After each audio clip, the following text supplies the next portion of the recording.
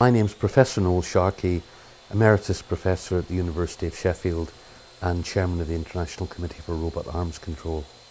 And so my main work nowadays is working on the ethical application of robotics. Well, robots is making quite a big step forward, and if you excuse the pun at the moment, because mechanically we've gotten an awful lot better, and also because computers have got a lot smaller. They fit inside robots now, whereas in the old days you used to have a massive computer with a big tether to a robot. And when they finally took the tether away so that the robot ran under its own program, they called that an autonomous robot. And so nowadays people are thinking very hard about as many tasks as they possibly can for robotics. And many of these are so useful.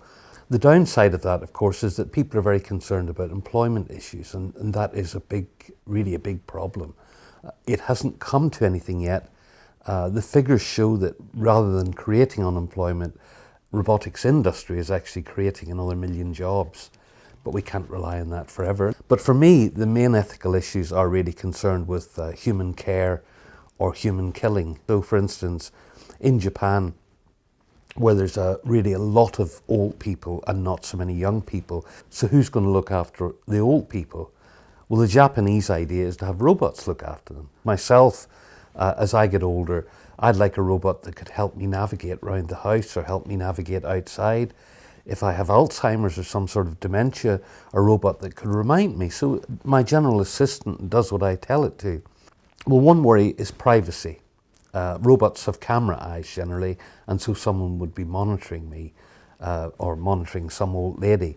And what part of the house can it go to? She's in the bath, she's having a shower, she's standing there naked, the robot just walks in. You don't know who's sniggering on the other side of those cameras. You realise that what we're saying here is that a robot would hold me prisoner.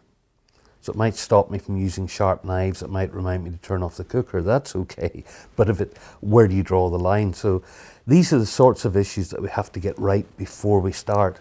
I'm actually very opposed to the idea of childcare with robots. They absolutely adore robots. You know, I've run competitions all over the world for children, and they love them. You can explain engineering, you can explain physics, you can explain social and society using robots. But it's a different thing to leave your child with robots for long periods of time. And that would be the worry for me, is that because paradoxically, robots keep your children safe, you might be tempted to leave them for very long times, particularly if you're a busy professional and you have the equipment. So in that case, you could create very, very strange attachment disorders.